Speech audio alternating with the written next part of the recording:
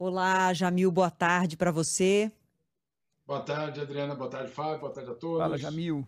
Vamos juntos, Jamil, falar da repercussão dessa notícia que hoje chacoalhou aqui o noticiário no Brasil, mas que teve repercussão também internacionalmente, que é essa investigação com prisões de pessoas próximas ao ex-presidente Jair Bolsonaro com a suspeita de fraude, de falsificação em documentos envolvendo a vacinação de familiares do ex-presidente, do próprio presidente, há uma suspeita, embora ele já tenha negado, mas isso também é investigado. Como é que foi essa repercussão, Jamil? Olha, Adriana, foi uma repercussão até maior do que eu imaginava, pelo seguinte: o mundo vive hoje uma situação extremamente grave na Rússia. Talvez vocês tenham acompanhado um drone que teria caído perto do Kremlin, ou na verdade dentro do Kremlin quase. A situação do Sudão, tantas outras crises pelo mundo, e aí você vê que, obviamente, a situação brasileira, ainda assim, mesmo sendo um ex-presidente, chama muita atenção internacional. Por quê? Porque, claro, é um ponto fundamental de algo que aconteceu em todas as nossas vidas nos últimos 3 anos: a pandemia, a vacina, a ciência e tudo que vem junto com esse debate. Então, obviamente, o que chama a atenção é, obviamente, uma suposta fraude num cartão de vacina que todo mundo, no mundo inteiro, teve ou quer ter, né, Adriana? Porque, claro, aqueles que não recebem, hoje já é algo muito mais tranquilo, mas há 2 anos, a disputa por vacina era uma disputa política gigantesca.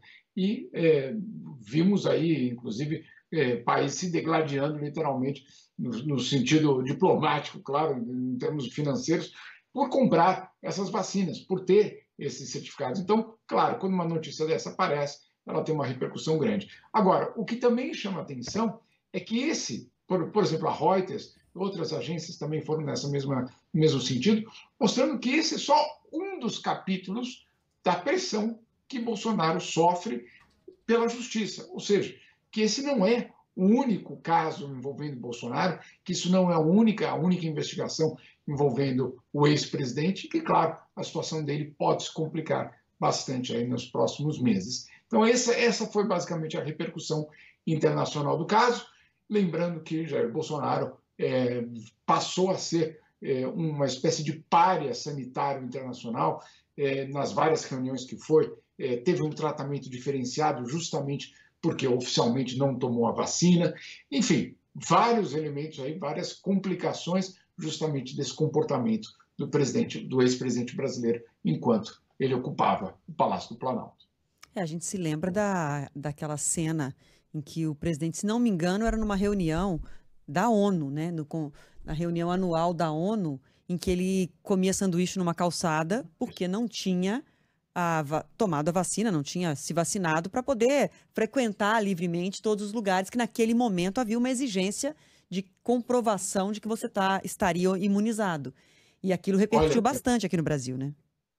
não, na verdade, teve uma repercussão muito grande. Aquilo ali foi um acerto, basicamente, antes de mais nada, só para a gente entender, era a Assembleia Geral da ONU, em 2021, setembro de 2021, aí nesse período aí que nós estamos tratando aí, que vocês estão tratando todas essas investigações. Mas o que aconteceu naquele momento? A ONU, a sede da ONU é em Nova York. A cidade de Nova York exigia vacina, não só a vacina, mas o certificado de vacina para quase tudo, para a academia de ginástica, para o restaurante, para o hotel, para quase tudo. E a ONU vivia uma situação complicada. Por quê? Porque ela fica em Nova York, mas ela não tem como exigir dos chefes de Estado a comprovação de vacina. Por quê? Porque nós estamos falando de um grupo de vacinas, mas aquelas vacinas que aqueles líderes tomaram que não são reconhecidas. Por exemplo, a Sputnik, você se lembra?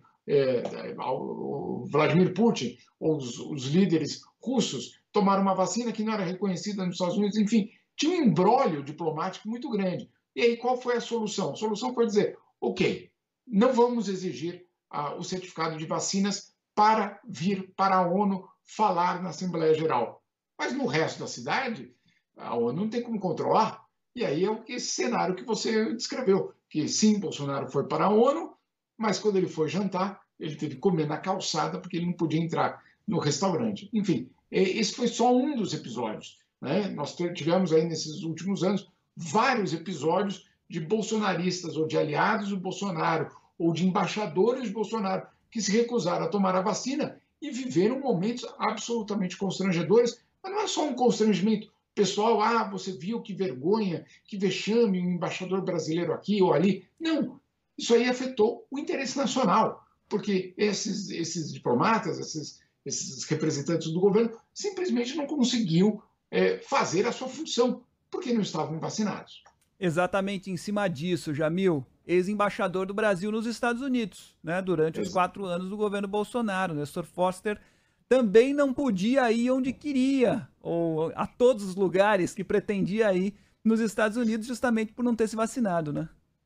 Então, Fábio, olha que história, né? O ex-embaixador, ele já não é um embaixador do Brasil em Washington, o governo Lula removeu o Nestor Foster da Embaixada do Brasil em Washington, mas enquanto ele esteve lá, durante a pandemia, ele tomou a decisão que não se vacinaria. Lembrando que ele era uma pessoa muito próxima ao Olavo de Carvalho, Ernesto Araújo e todo aquele grupo, vamos dizer assim, mais radical do bolsonarismo. Muito bem, ele não se vacinou. E aí o que aconteceu? O Departamento de Estado norte-americano decidiu que ele não podia pisar no Departamento de Estado. Agora, vamos entender isso. Você é o embaixador do Brasil em Washington e tem como principal função dialogar com o Departamento de Estado norte-americano, que é a chancelaria, é o Itamaraty deles, é o Ministério das Relações Exteriores deles. Bom, mas eu não posso mais entrar lá, porque eu não fui vacinado, porque eu tomei a decisão de não me vacinar. Então, o Brasil manteve por vários meses, na verdade, por vários anos, um embaixador em Washington que não podia entrar na casa, basicamente, do seu principal interlocutor. Você está lá para isso.